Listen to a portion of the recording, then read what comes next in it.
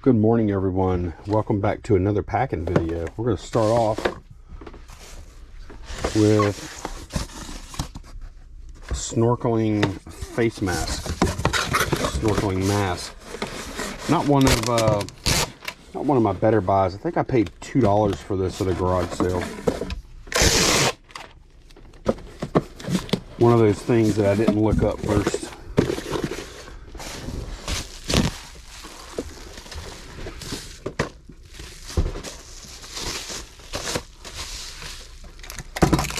Try not to beat myself up too bad on those, because the reason I don't look stuff up isn't because I don't want to look it up. It's because tight over there. It's just because garage sales, a lot of times we're trying to keep moving as fast as possible, especially later in the day. We'll slow down a little bit, you know, take our time a little more, but early, especially like the first few garage sales we go to, we're trying to move. All right, this order we have several things. We got this iron. It also includes this cup, instructions, and this, I guess this is something to set it on, I suppose. And then we have a knife set. And we also have these cool old foam puzzles. Probably, I think those are probably, oh no. Well, no, these, they're from, it says 70s there, but it says 1989 there. So they're from the 80s, I guess. I think, I'm gonna try and see, because this isn't like delicate or anything. I'm gonna try and see if I can get those puzzles into the 12 12 12. If not, then I do have some larger boxes, but I would prefer to use a 12 12 12. The iron, I'm thinking I could probably get it in a 12 12 12 as long as I go like diagonal like that. Yeah, it'll fit fine.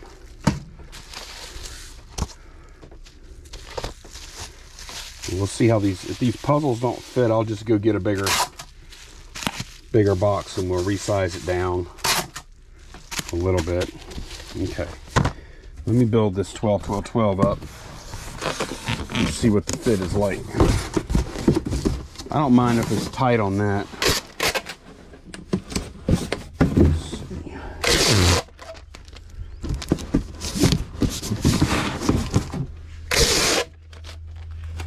You know what, I'm not going to tape it up all the way until I check it, I guess.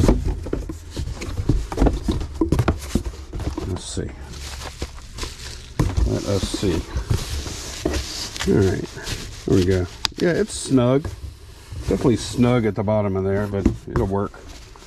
That's fine. The next thing I'm going to do, let's take a look at these knives. So I think I want to put something in here.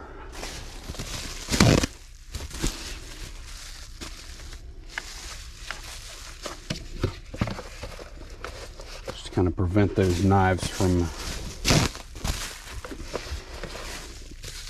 coming out of their little spots and then banging around and scratching the other knives.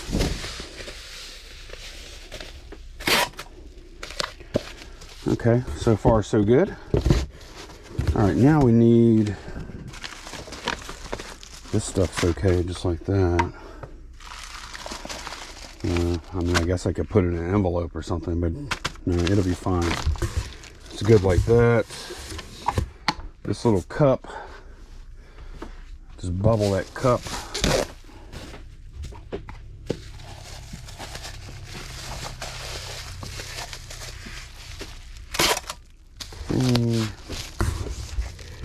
That in there. Now let's take a look at this iron. Oh yeah, we're in good shape here.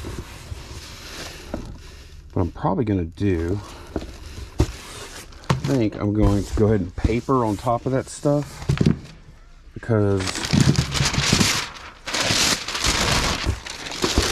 The iron has a little heft to it. It's not that much, but I don't want it to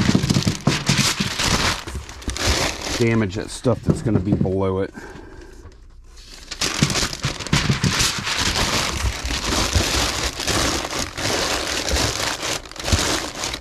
Okay, that's good. Now we're just going to bubble that.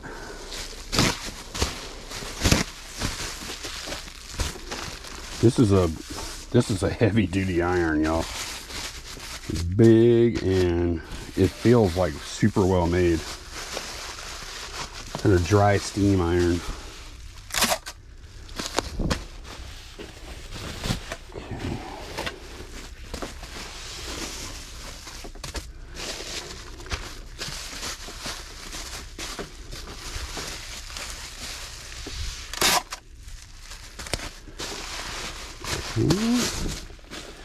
I'm trying to remember what else we have to pack.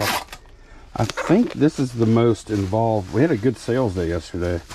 I think this is the most involved pack we have right here, and even this one is not like a ridiculously hard pack or anything. Yeah, that fits fine there. I'll paper around that. I'll probably, you know what, I think I actually have some room to let's see. You know, I could put it on its side like that. Let's see how much room I have. I'm gonna leave it just I'll bring it down just a little bit. Freehand.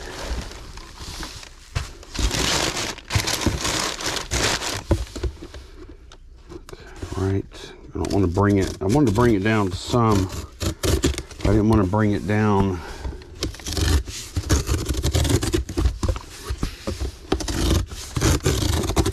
the amount of the minimum resize.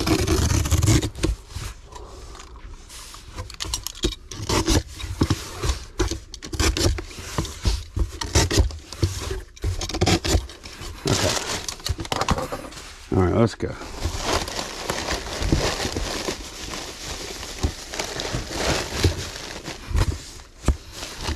Yep, that's good.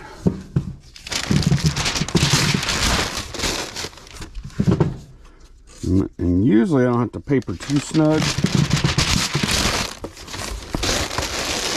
but in this particular case I'm going to need to be sure that I paper this thing to where it really can't move. More over there. Okay, let's see, do the top. But yeah, the garage sales, you know, generally they're kind of chill, but when we go out for garage sales, that first, I'd say from like 7 to 9, we do go with a sense of urgency,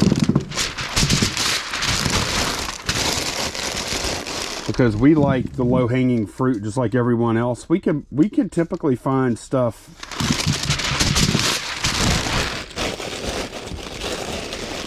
at garage sales that have been quote unquote picked over already, but we like the easy things that everyone else knows about too, when we can get them. But usually that stuff is gone fast. And there's nothing worse than if you do a little lollygagging. You know, oh man, I forgot to put gas in the car before I left. Stop for gas. And then go to that next garage sale afterwards, after you get the gas. And then you see someone walking back the other way down the driveway towards you with that awesome score that would have been yours if you would have filled up the night before. So, oh, that is so painful. Watching someone walk down the driveway the other way with a big score, like a huge score holding like a big boxes of stuff. And they got a big smile on their face because they're happy about their score. And, you know, sometimes I'll even say it. I'll say, hey, man, nice score. Congrats. And inside, I'm thinking, damn it, why didn't I get here earlier? All right, we sold some Paka villainous, what do they call it? Villainous Valentine's candies. Is that it? Murderous animals. Those little things are so weird, but they're also like, they're really cool. I like them.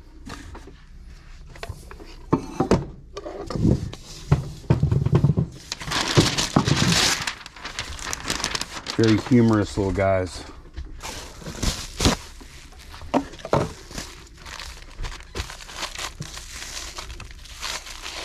I just wonder what the origin of these little things are.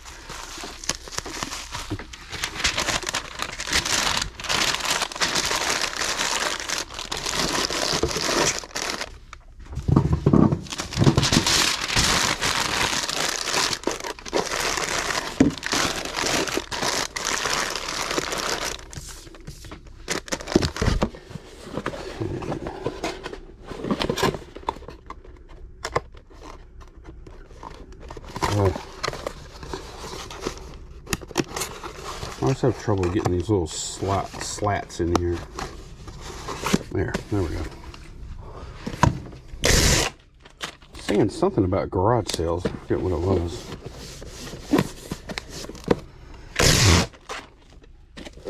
Oh, another thing about that, another mistake I've made at garage sales, or a tip I have for you when you go to garage sales. Okay, that's done. Okay, next up, we sold these comic books in here. They're already bagged. That's how I stored them. And I used this box, or I was gonna use this box before. Never actually shipped out. Some failed pack of some sort, or, you know, it probably was. Let me see. Is it written on it? No. Sometimes I'll put like a lot of comics in one of these. And then somebody will buy more than one lot, and then I'll end up like emptying one of the boxes out and using another container. Okay, so this is pretty straightforward.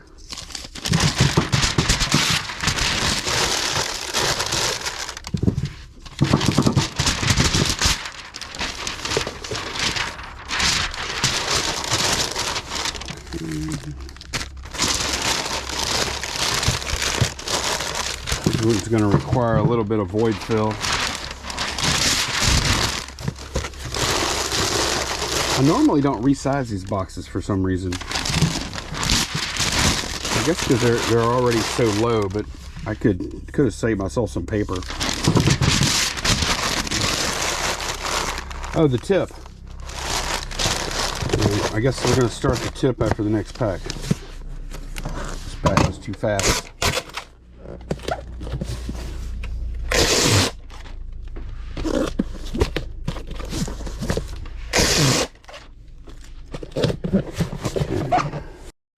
All right, this is something I think this, I'm pretty sure this is like one of our oldest items in inventory here.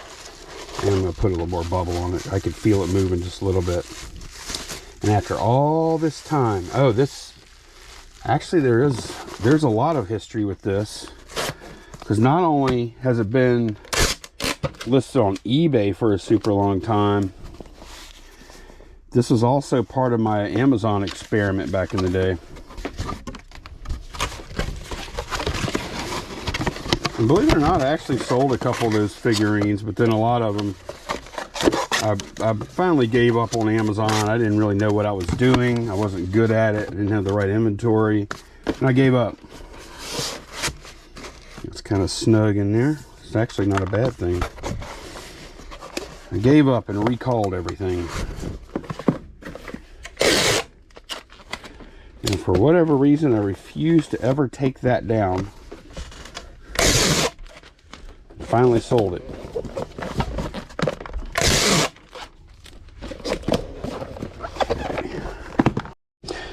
we've got a expensive little Deadpool order here. These guys are pricey, man.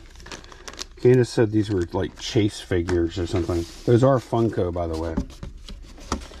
So make sure y'all don't sell Funko. No good. Obviously, that's a joke. I mean, Funko Pops in general. In general, if you don't know if Funko is good or not, you probably should not be buying it at this point. We didn't pick this stuff out, though. It picked us. Because we got it from Guy. We very rarely buy, like, Funko at a garage sale or something. Very, very seldom is either the Funko Pops we encounter at garage sales are usually either overpriced or the boxes are just trashed. And y'all know how Funko Pop collectors love their boxes. And I'll tell y'all what, I think those boxes are part of the downfall of Funko. Because, like, when they're in the boxes, you don't, like, you can't, you go look at a big Funko collection and you're going to look at a bunch of boxes and it doesn't, like, it just looks like a bunch of boxes. You can't even see the stuff in them. So, I mean, it's not, it doesn't display well. It takes up a lot of space. Well, we have a few Funko Pops that we like. But, yeah, I think the fact that everyone has kept them in the boxes, like that's part of the reason people don't like them anymore, is because they're like, these things are just taking up way too much space. They don't look that good. This box is too small for this order. I gotta, especially on a pricey order like that, whenever I see something I don't like, I'm gonna pull the plug on it. Here we go.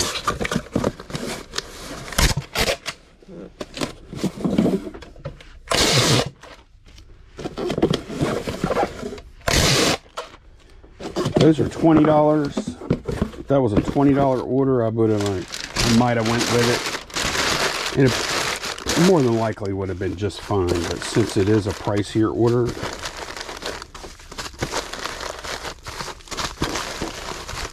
that's still not big enough. All right. Okay, I'm going to walk up all of our boxes here. There. See, I just don't want, it's such a simple order. I don't want anything, because those guys are, they are a little delicate. And I'm going to get back to that garage sale tip in a minute. Those guys are a little delicate because they are bobbleheads. They have a little moving parts and, you know, small,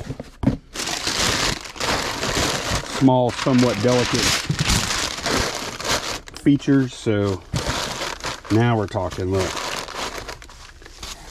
now I can feel good. Can rest easy.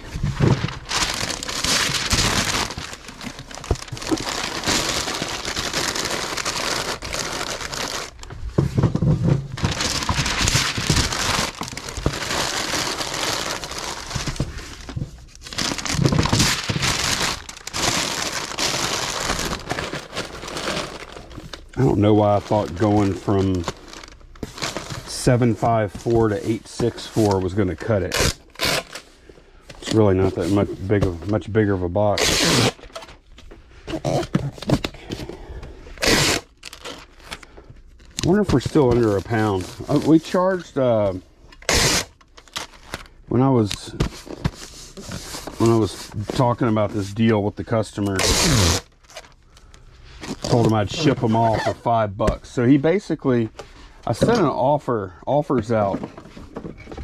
So we got 10% less than what we originally listed for those. Yeah, we're still under a pound. It's gonna be a little, it could be like 6 something. But yeah, we sold all 4 at 10% off what we originally listed them for. So I cut the guy a little break on shipping, and plus I'm combining shipping anyways. So we sold some Mary Kay Time Wise. That's a good fit.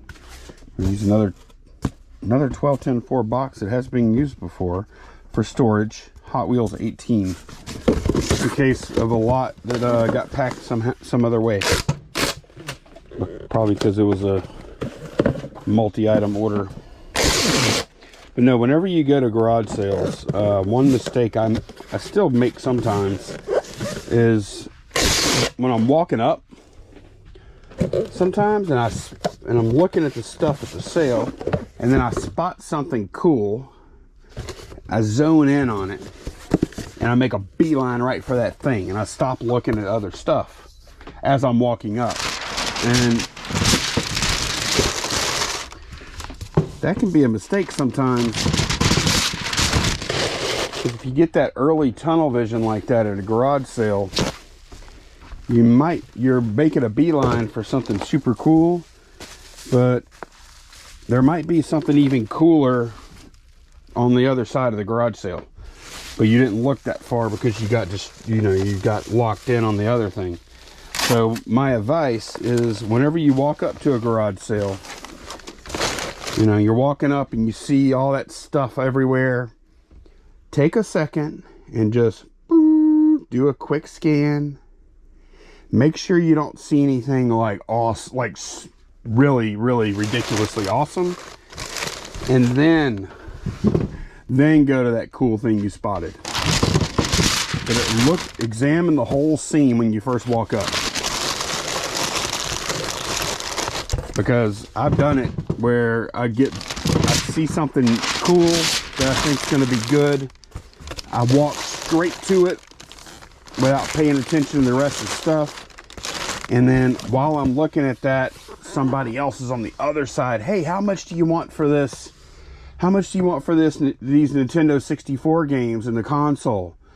Oh, $10? Would you take 5? Sure, I could do that. I just want to get rid of it. And I'm over there crying. So that's not a one-off thing either. That's happened a bunch. That's one good thing. Well, actually, there's a lot of good things about going with another person too.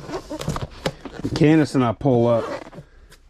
She'll go left, I'll go right, and then we like canvas the whole thing. And usually, what I'll do, let me put the label on this. I've got this Monster High Dog going out, but what was I saying?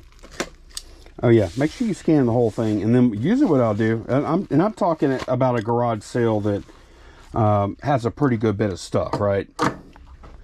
Not every garage sale is like that, but usually what I'll do is I'll make a fast walk around after I scan, make a fast walk around, and then I'll come back and do a slower walk around and try and pay a little more attention. Don't forget to look up, look down. I know this sounds obvious, but actually I don't think it is sometimes when you're in the thick of it.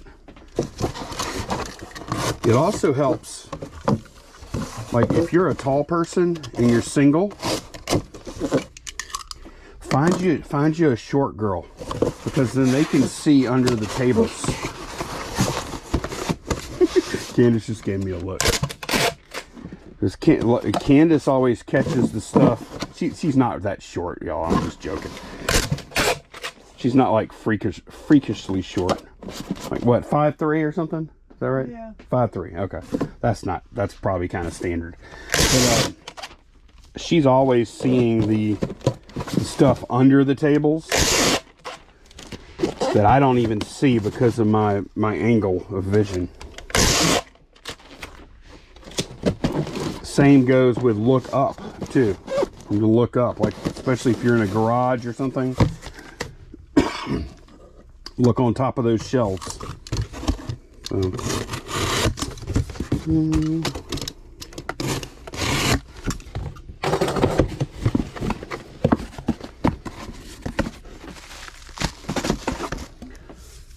Okay.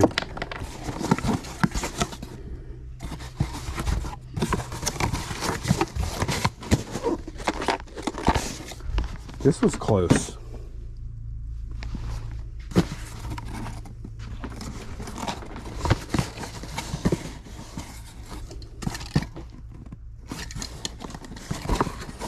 See how much weight it can lose.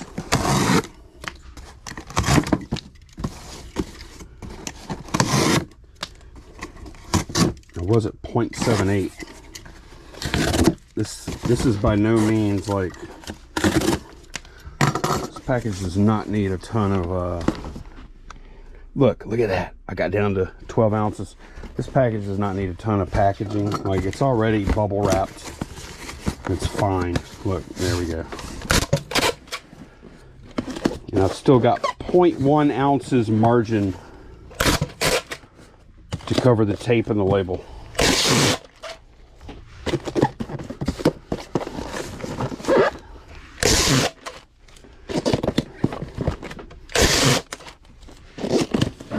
I can't skimp on tape on this one. Not that I would. I know I wouldn't do that.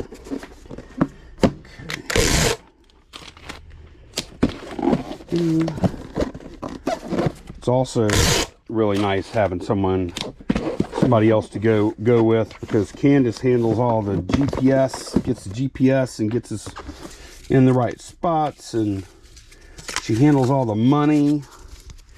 All I got to do is drive. This is dope. All right, we sold a hat. Bell South hat. I actually had one either this hat or something very similar. They issue them to you when you start working there. If you work outside, I guess, which I did. Service tech. Back in the late 90s. Is that right? Yeah, late 90s, huh? Mm-hmm. Yeah, late 90s.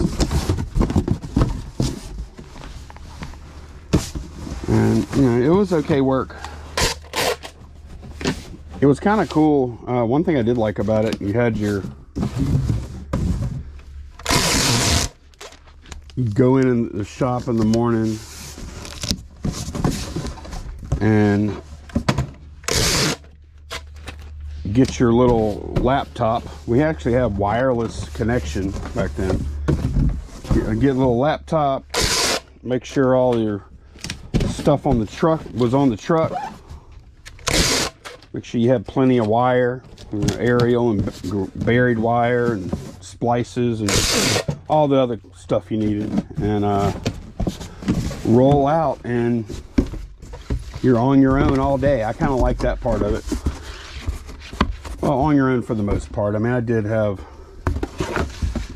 had buddies over there. We would meet up for lunch or breaks, or, you know, somebody needed a hand with something, we'd meet up and stuff.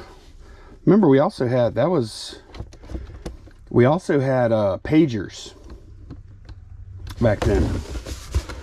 Everybody got a pager. We got a cell phone and a pager.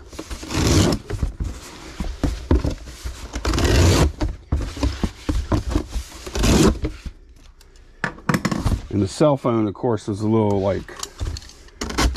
Nokia, you know, just a standard phone. Okay. I'm using this box because I mean, this hat is like 14 inches long, and I didn't want to misshape it. And this isn't going to be over a cubic foot or anything because of this resize.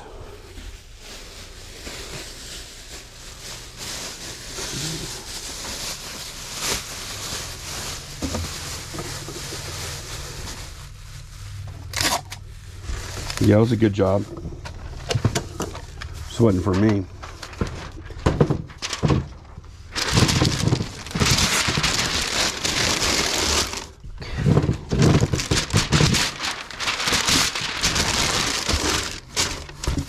I bet that job has changed a bunch now, because I don't even know what the hell they do all day.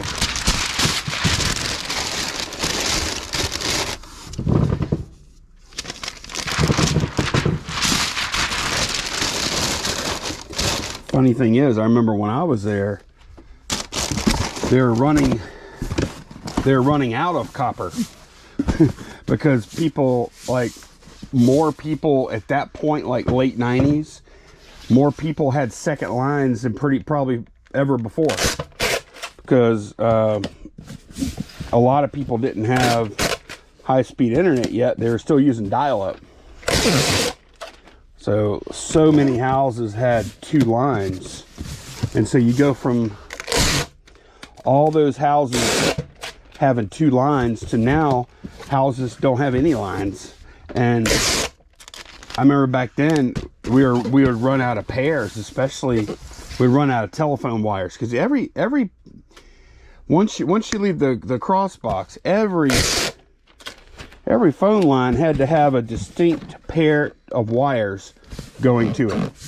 And some of those cables would get old and rotten, and not all the cable would be usable. And okay, let's see what we got. 2 pounds. See, it's still gonna be cheap. And yeah, now all that phone plant is just sitting there, probably not being used, I guess. That's done. All right, here's a reel. It's actually a preview trailer that they would play at the theater for Scooby-Doo 2. So Candace reminded me of of what I would encounter at when I was working. It was actually called Bell South at the time. Now it's called AT&T. A lot of times I would go to a house, and you know, sometimes I would have inside jobs too. It wasn't all outside. You know, somebody would want some kind of work done or whatever inside. Maybe they want another outlet somewhere or whatever, and we'd go in and put one in.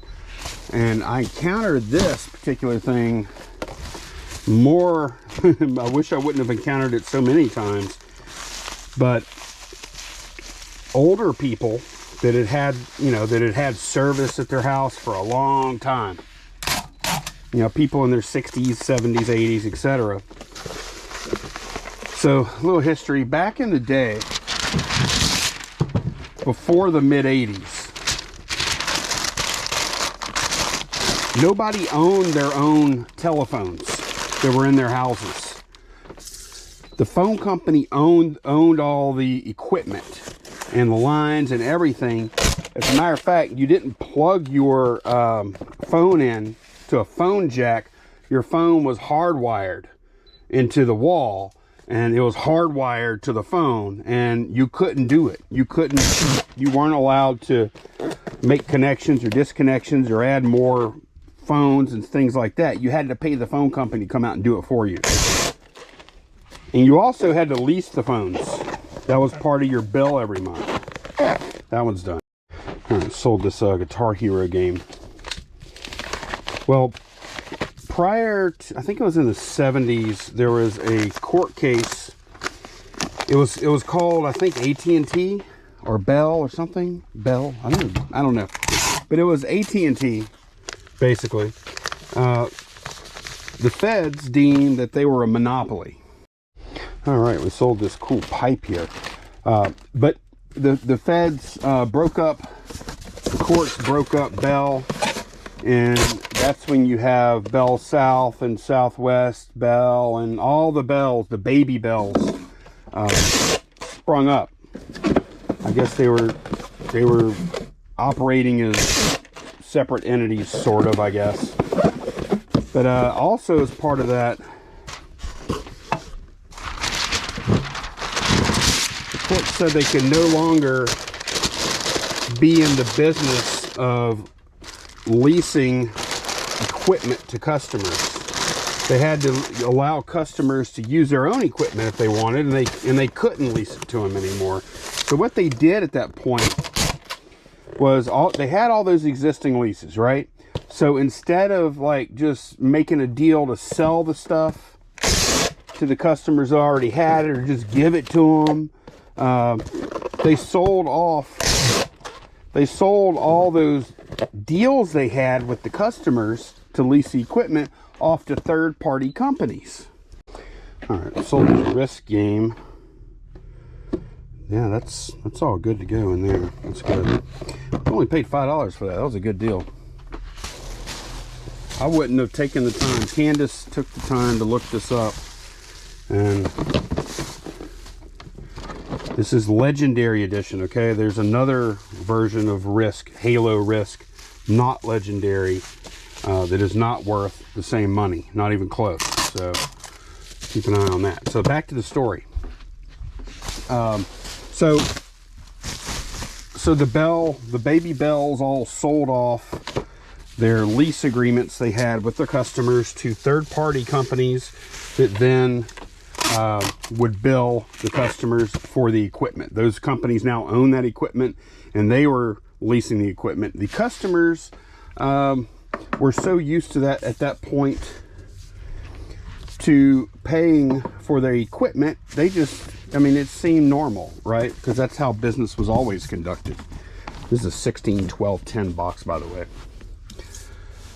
And also at that point is when you see the introduction of modular telephones. Modular telephones meaning you had a plug, you plug in and put it in, take it out, right? Like, that seems, of course, that existed now, but it was not like that until that big court case and stuff, right? So fast forward 1999 or so, a 98, 99 time frame. This was, I don't know, 15 to 20 years after all these third-party companies had started. And most people, by and large, weren't renting their telephones anymore. But you know who was? There were a lot of older people. There was always older people. And typically, they had a wall phone in their kitchen. It was hardwired. And they were still paying all those years for that rotary dial phone a lot of times that was in their kitchen. And I was shocked when I found this out. I go, like, usually I'd be there for something else. Maybe they were having trouble with the line or something. Or maybe they were getting another line added. Or sometimes, occasionally, they wanted that taken out and put a modular jack in so they could use their own phone.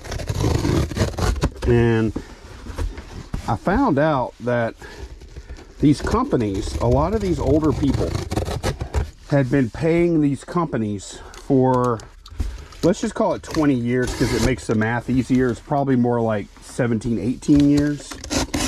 They had been paying for this phone from the 70s a lot of times, or 60s even, that had been in the house the whole time.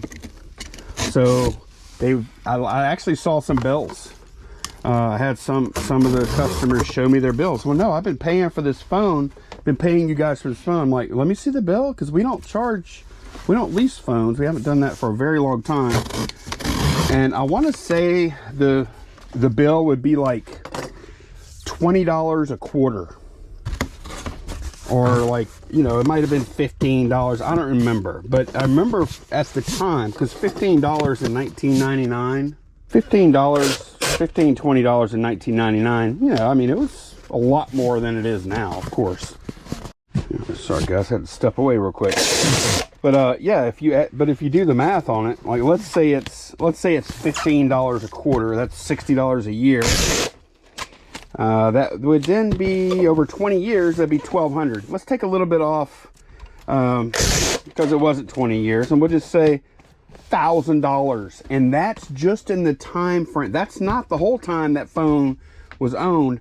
That's just the time frame that they were paying after the Bell split up.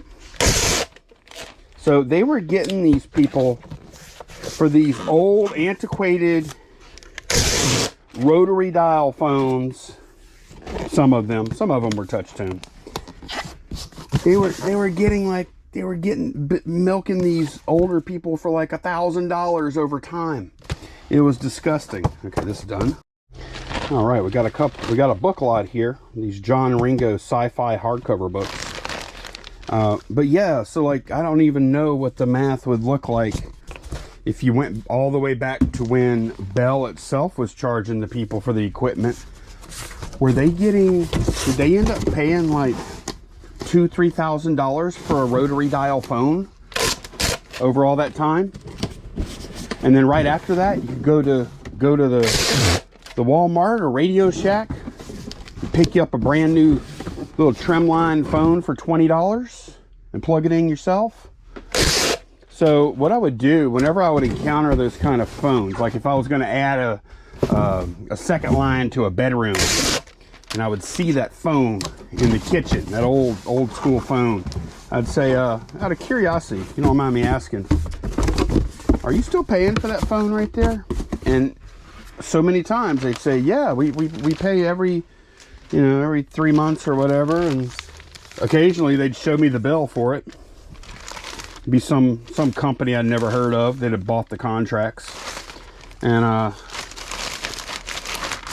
say, you could, if you got a normal phone jack here, you could just go buy you a phone from the store, quit paying that bill. And they'd be like, really? I'm like, yeah.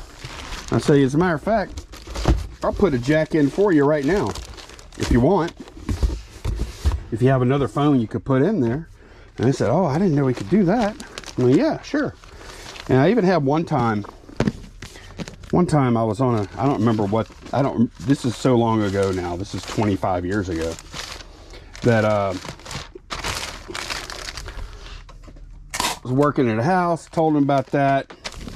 They called the company up that they were paying for that line. And they said, look, we want to send this phone back to y'all. We don't need it anymore. We want to quit paying for it.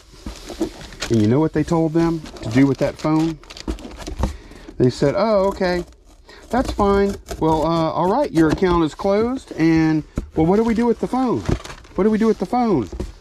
Oh, you can, you can keep it, or you throw it away, or, give it away, whatever. We don't need it back.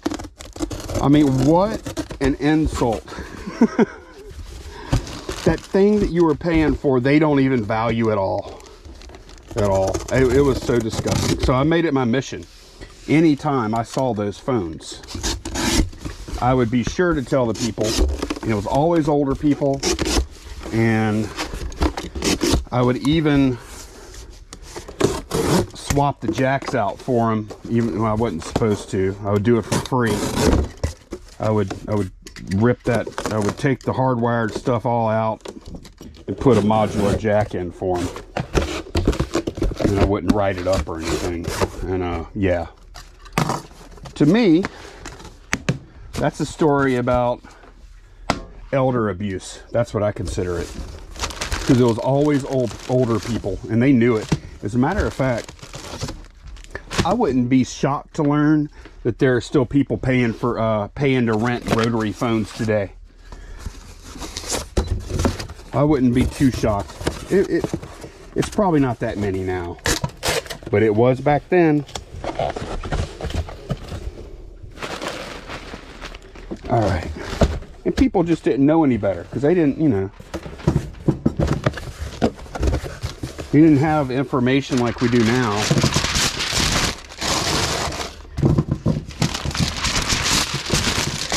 And everybody was so conditioned to paying for their equipment, they just started writing a check to a different company. It was business as usual. But yeah, that's my short story about working at the phone company. But I don't know how they're even in business now, honestly. Like, how do they stay in business? What are they doing? I know they offer some other services. I hear their fiber, if you can get their fiber service, it's good. But like all that plain old telephone lines they have, what is, it's just a mess. Okay. Go.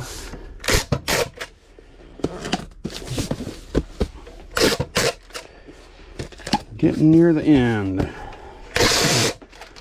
Hardcover books. Woo-wee. They are heavy, and you know what? With media mail has gone up at a rate faster than all the other services. And as a matter of fact,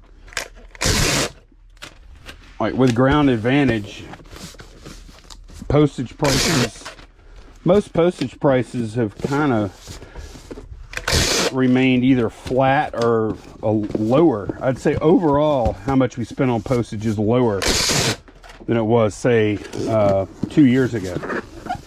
But media mail is not. It's expensive. All right, that's done. All right, case in point. this would have never been the case back in the day. This is 9 pounds, $10.07 for media mail going to Tennessee, or $8. Wait, let me scroll down. $8.68 via Ground Advantage, which includes insurance. So yeah, that kind of showcases how media mail has gone up at a rate faster than everything else. All right, just a few more things. I forgot we did sell on a couple other platforms too. This is the last eBay order. I'm gonna put a little scrap bubble here. Put a little how you doing in right here. A little too much. Got some foam in there, but I'll put a little bubbles. There we go. That'll work. All right, one more quick story. So just like anywhere else, there were some areas that we worked in that had more crime, more poverty and more crime than others. That's just a fact. And one day I was working, doing something, I don't even remember what. I was working I was in a cross box. That's those big cabinets. You open them up and you have access to all the lines in the area, right? Had that thing opened up, and I don't, like I said, I don't remember what I was doing. Car pulls up, and it looked like an unmarked police car. And you really don't want, when you're in an area, you see, like in those areas, the higher crime areas, they typically left the phone, like people like just doing their work alone. As a phone man, you are pretty much just part of the scenery, like a shrub or something, right? But one thing you don't want a known cop. You don't want to be seen talking to a known cop in those areas, because then, you know, you just don't want to. The cop pulls up, says, "Hey, we're doing an investigation over there at these apartments or something." Okay, 12 ounces. All right, got a little paka. This is it's sealed in here. This is a bowl of ramen. It's a little egg in there. So cool. So anyway, he's like, he goes on, he shows me his badge. Narcotics cop. He's like, yeah, we're investigating someone in that apartment complex over there. And he's looking at the cross box, and he says, "You have access to all the phone lines in this little area right here." I'm like, "Yeah, pretty much." And he goes, "Hey, do you think you could help me out? I want," and he told me like the address and the name and blah, blah, blah. And he wanted me to help him with a phone tap. And I was like, "Man, you have to go. I am not the right person to talk to. You got to go get a warrant or whatever for that." And I was like blown away that a cop would even ask that.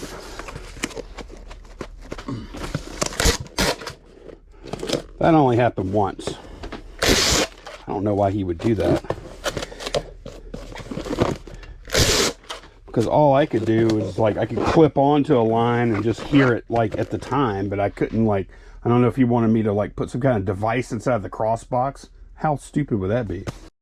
All right, we have a pair of shoes here, or sandals or whatever. And yeah, we're using, earlier we pulled an order that all the pieces were in this box, and yeah, we've never actually shipped in this box. Just had it kicking around, and yeah, this is overkill for these, but it turns out on Poshmark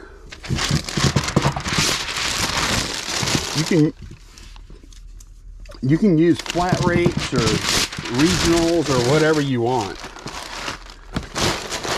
As long as you're, you know, it's still got to be, well, I don't know. Yeah, it's still got to be under 5 pounds. Or you have to pay the extra. I don't, they must have some special deal with the post office. But yeah, there's no issue at all. It's weird. A good chance for us to get rid of this box and not have to use one of ours, I guess.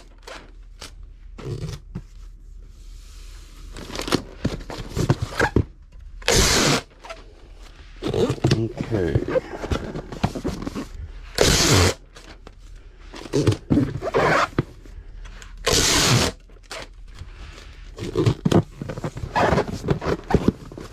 All right, that is it. All right, welcome back to another day, y'all. We have a real expensive thingamajig here. Here to slay. Thinking about what to do with it. It's bubble wrapped really well. I don't have boxes this long. This is longer than my 16-inch long box. So I'm just trying to figure out if I want to wrap it or if I just want to resize. I could do a resize. A resize would work. Matter of fact, I'll do that. I'll do a resize. Y'all didn't think I would, huh? All right. Actually, y'all did. Y'all knew I would. Okay, we are going to bring this to... Or do I want to wrap? Yeah. Yeah, we'll resize it. That's fine. Okay, I'm going to bring this to... How much do I need? Because I want it to be pretty tight. 22, I don't think I'm going to get any... I don't think I'm going to get too much out of it, making it... giving it more room. You know what? I'll do 20... I'll do 21. There we go.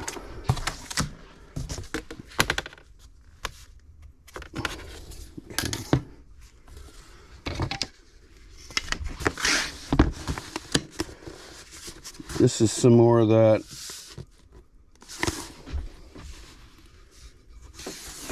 Kickstarter game stuff.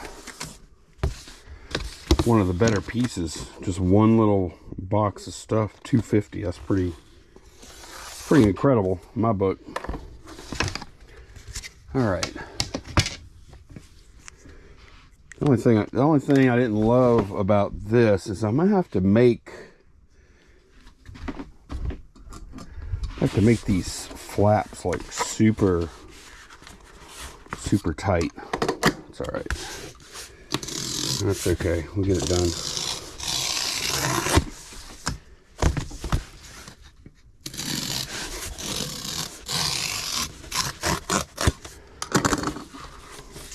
Whenever we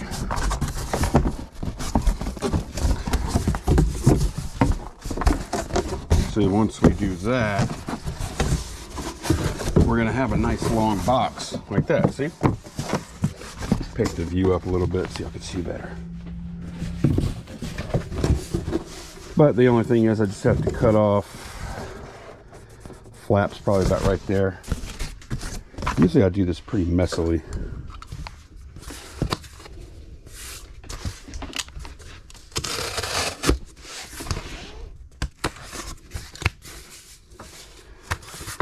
So I could see it a little better. So we'll go here. I think that should do it.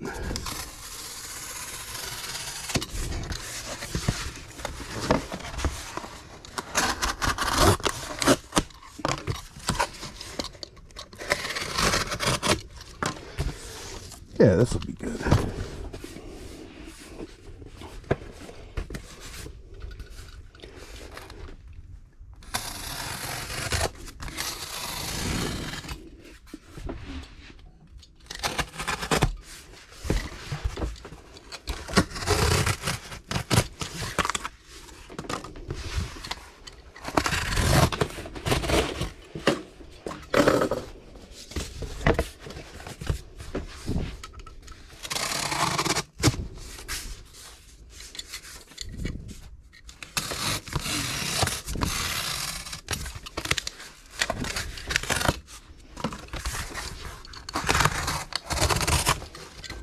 nasty there.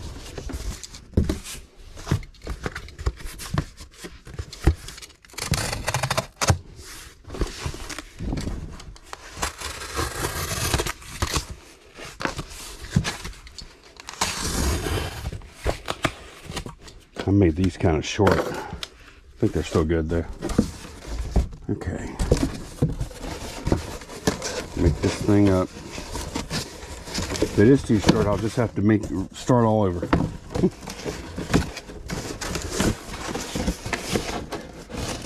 All right.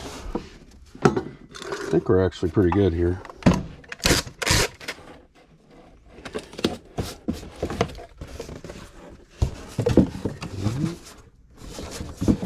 This has to tuck.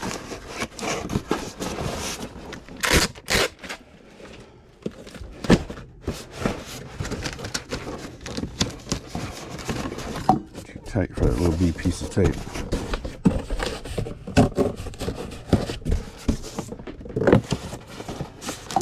Well, wouldn't it be nice if I just had a box to set?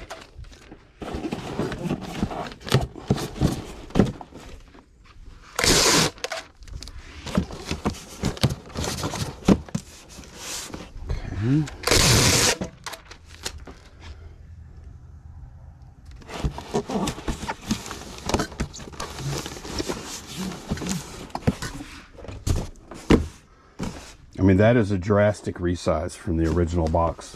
Candace, does that look like a 12, 12, 12 to you? Oh, look at that. Isn't that crazy? All right, we do have a little bit of extra room in here. Not too much on the sides, but we have some extra. I mean, we don't have extra room here. We have extra room in there. So I'm going to put paper on both sides of those to void fill. Making a big old mess here.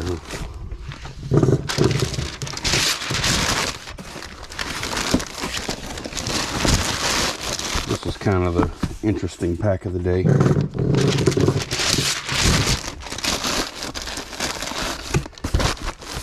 Okay. Thank yous. And let's close her up.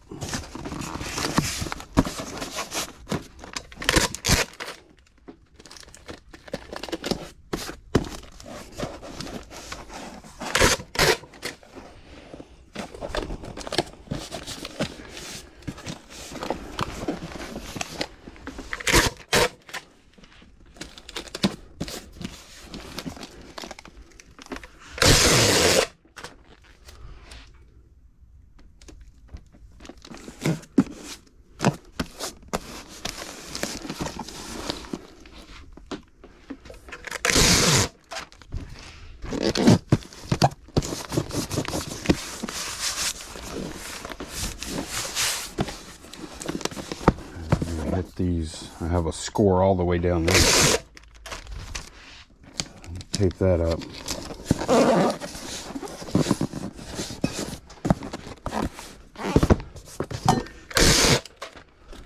Trying to identify any potential problem areas.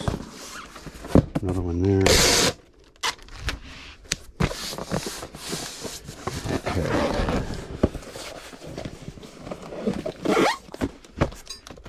Here.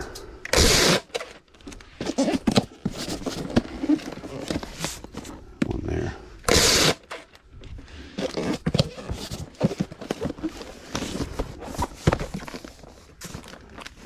There and there, and then it'll be done, I promise.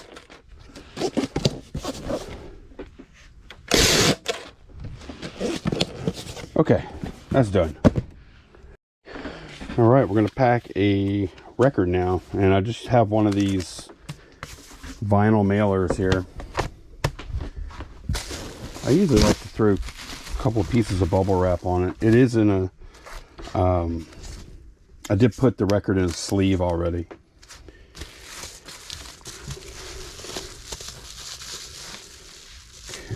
It's one of the records we picked up over the weekend. Or I think we picked this one up on Friday.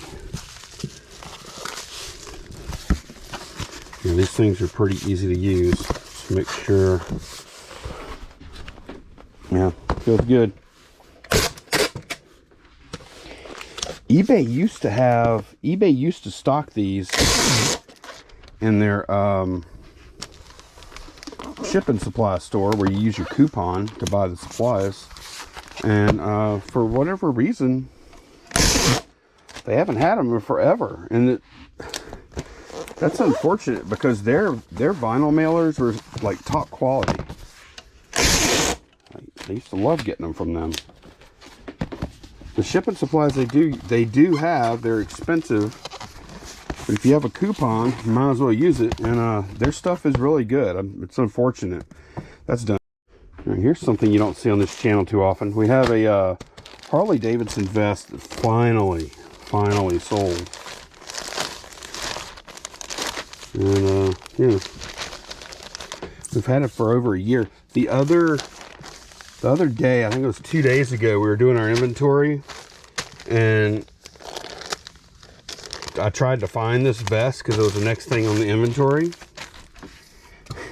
and it was all the way at the bottom of the bucket where it was stored in.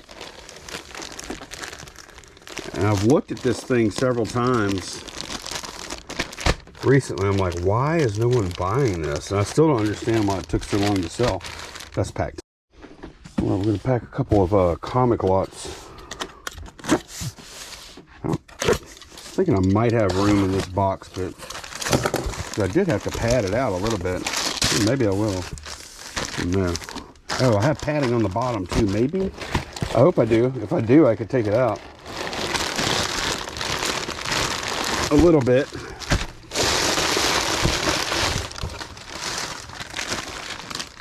I like to use, I definitely like to use paper around the sides when I pack comics. But the top and bottom aren't necessary. Look, it's still going to be a little too tall. So what do I want to do? I think I'll just use the, I'll put this box back, break it down a little bit. And that's how those boxes get on the shelf with tape on them. With writing on them too. There we go. I think this is the way to do it.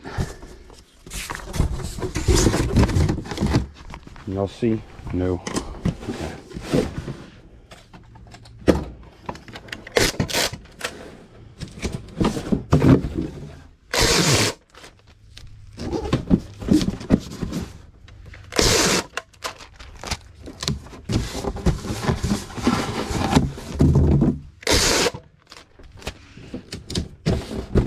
Put a quick resize on this guy.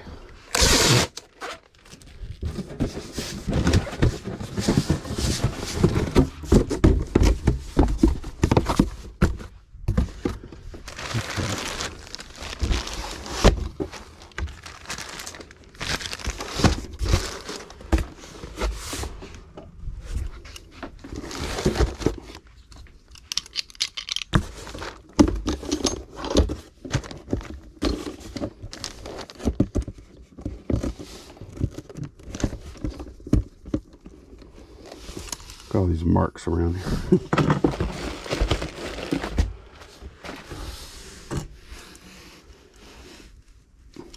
As tight as I can. I think it's good.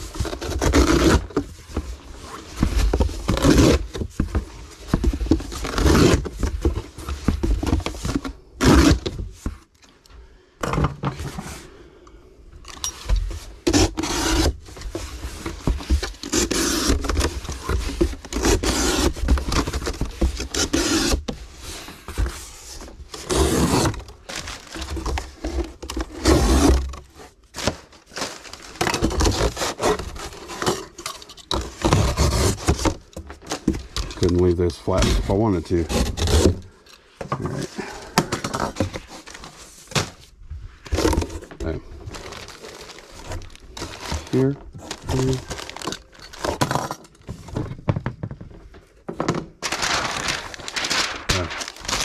Might as well use the paper I already got out. Okay.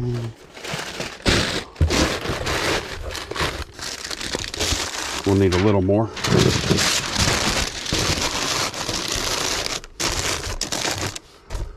Okay, I think we're ready.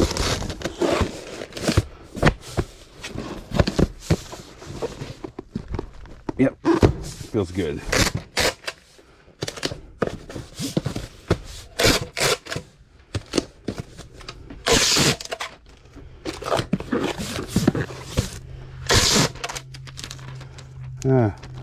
No.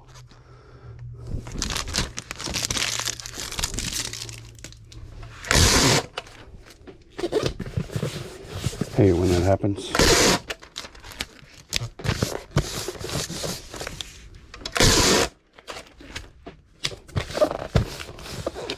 Alright, I think that's the last eBay order for today. No, I was wrong. We have one more. This little angel pin. I was gonna use a bubble mailer. Put it in a bubble ball, but somehow that just didn't seem appropriate. I don't know why.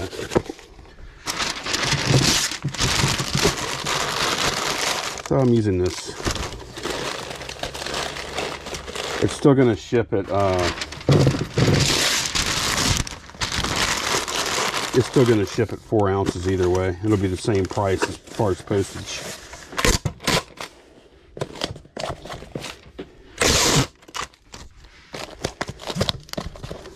Let's see. Let me see what I think this is. Ooh, might be kind of close. .23, .24 maybe? Let me see. No, not that close. .20. All right, let's get the next one. All right, we sold a collar. Cool looking faux snakeskin collar. We're pretty sure it's faux.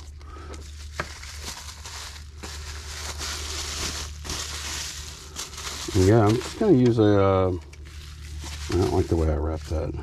It's a better way. Like that.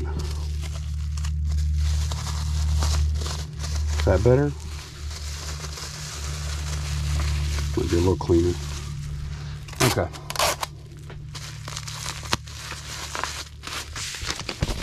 Yeah, I'm just going to use a little bit larger bubble mailer that we have. And, yeah, that's it.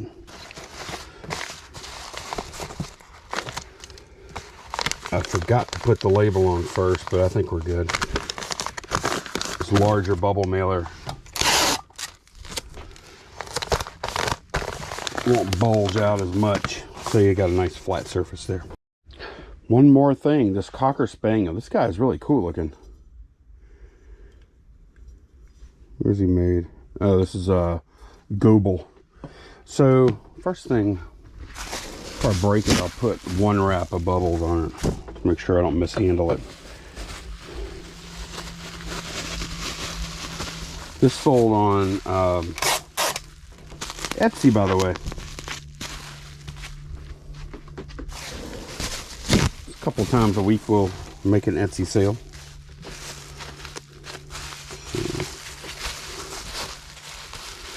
Makes sense.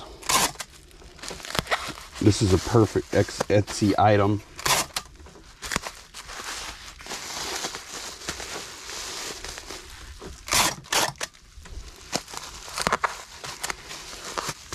Okay. I'm using a 10/86 for this.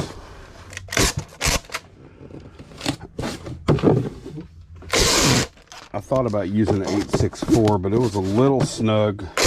Would have fit.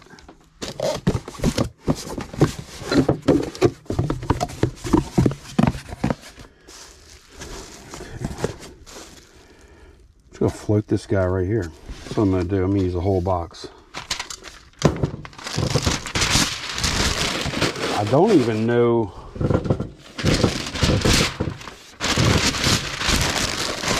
I probably told Etsy this is going to be 15 ounces. I'll bet that's what I did. Okay. Float it there.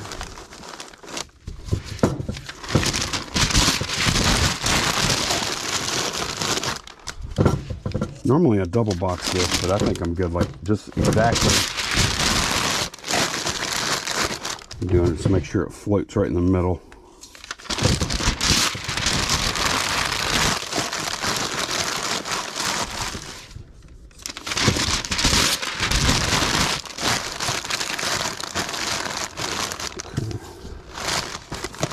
I am curious what this is going to weigh. I don't really care that much. But, I mean, there is a break between like 16 ounces and 2 pounds.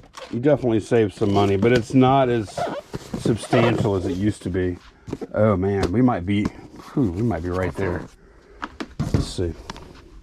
Oh wow. Yes, nailed it. All right. Okay, I quit. That's the end of the video. We can't do any better than that. I'll see y'all next time. All right, y'all, we're back. It's actually the same day. Let me tell y'all what's going on. We are, someone bagged that, I think. We are going on a little trip. Actually, pretty good sized trip. We're going out to Yellowstone for a week. Family trip. And we just put our stores, all 4 platforms, eBay, Mercari, Poshmark, Etsy, eBay, Mercari, Poshmark, Etsy. Yeah, that's all of them. Put them all on vacation mode.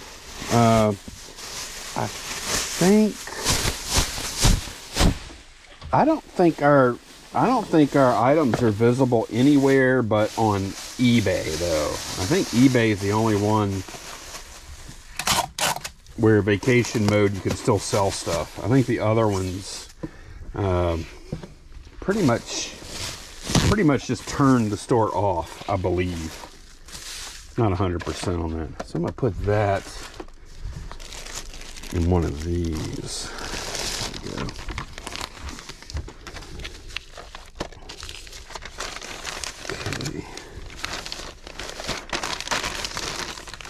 Yeah, it's gonna be good, just like that. And then I'll bubble that.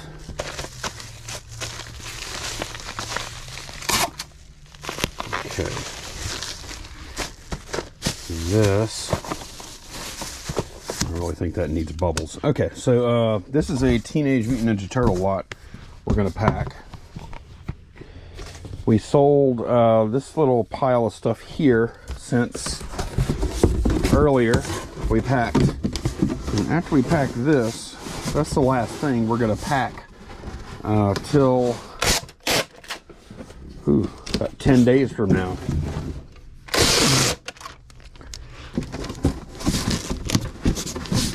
I think I have enough footage banked to where the videos will continue on. At least I hope.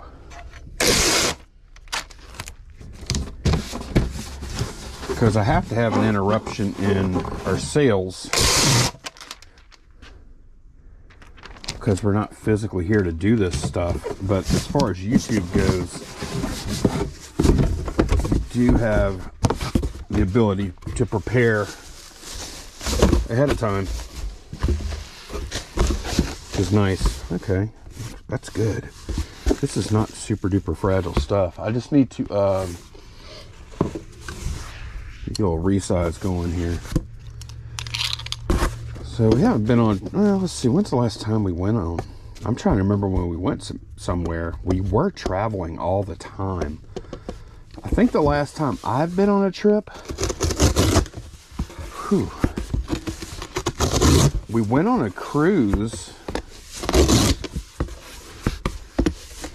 We went on a cruise last, when was that, July? I think that's the last big trip we've been on. We have been on a few little, you know, weekend getaway type trips. We went on a camping trip. We've done a couple other things. I'm trying to remember, but we haven't been on like a full-fledged type vacation thing for a while. And I've never been to Yellowstone. Never been to that part of the country. When I've been out west, it's always been like California and stuff. So this ought to be fun. Looking forward to it. I think we are gonna, we have enough footage over on Shedflix channel Like, this channel's good. I know we have plenty for this, but we've got enough footage on Shedflip's channel to get us all the way through, except for one day. So I'm thinking we're gonna film something on site. But yeah, it's about 5 o'clock right now, and we're gonna leave bright and early. We're gonna leave for New Orleans at about 5 in the morning. We're gonna catch a flight to I think we're stopping in Denver, and then next stop Wyoming. I don't even know if I can still find those on the map here. So looking forward to that. Need a little trip. Okay, this one is packed. Okay, we have a Hot Wheels ID going out. Probably seen me pack a lot of those now. If you're tired of them, don't worry. You only have like 7 of them left. This one's really cool. It looks like it's a train car thing. Locomotive.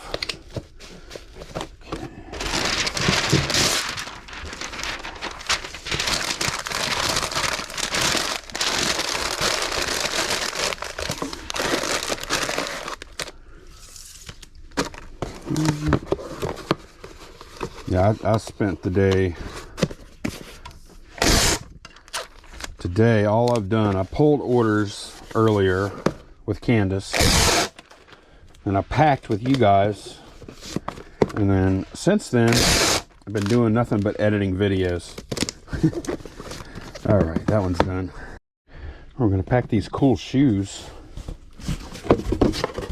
Converse. I did quick spot check. They'll barely fit in here.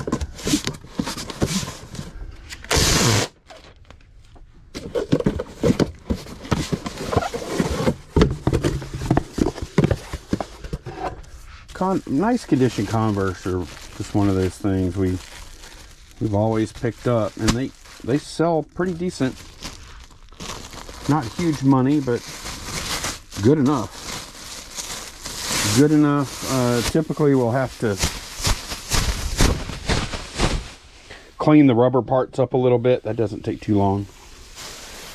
And then they always sell eventually.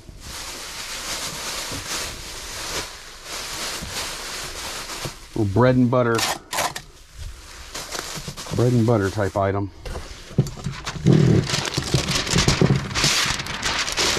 We kind of learned like which ones to buy or not buy. The quirkier the better. And condition, of course, plays a huge role. And nobody wants to buy them if they're all beat. And a lot of, say half the time we see these shoes, like garage sales and stuff, they are too beat to really sell. That's one thing that I think new sellers, and I include myself in that whenever I was starting. I don't think new sellers takes them a while to grasp how important condition is on items. We sold some Crown Royal bags. That is a lot of 10 of the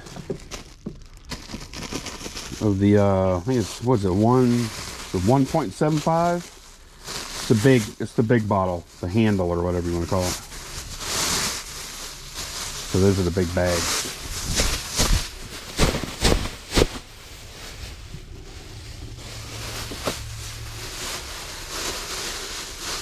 Not huge money, of course, not individually, but we started off with a ton of these, and it's probably been,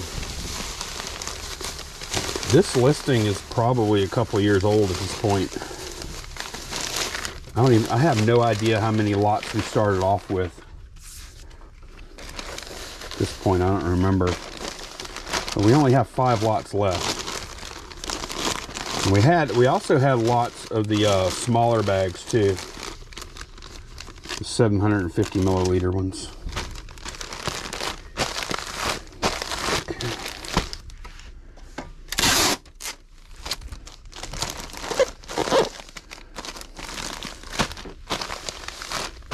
I have a nice place to put my label there.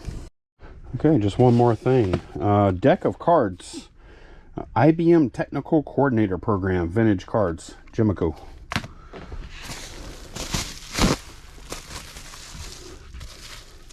That's the kind of cool little vintage knickknacks I'll find a lot of times usually in the office of an estate sale.